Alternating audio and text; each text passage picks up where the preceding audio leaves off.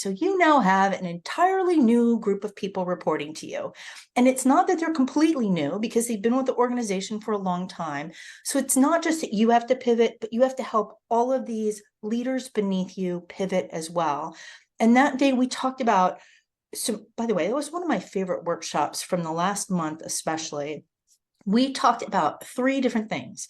We talked about one-on-ones and how if they used a pattern of specific questions, they could figure out whether their new team, who on their team, was good at predicting outcomes within about 2 or 3 weeks. So a rapid way to assess how the person could plan and predict work.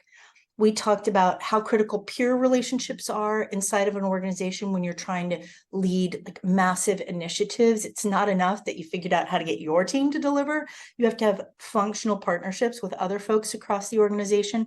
So we talked about 3 or 4 questions that each of them could start asking peers, how they could strategize about who the peers were that they should reach out to, what their pace should be. And then lastly, we talked about a goal setting methodology that I love that tech companies use all the time. It's called objectives and key results, and it's based on a quarterly plan instead of an annual plan.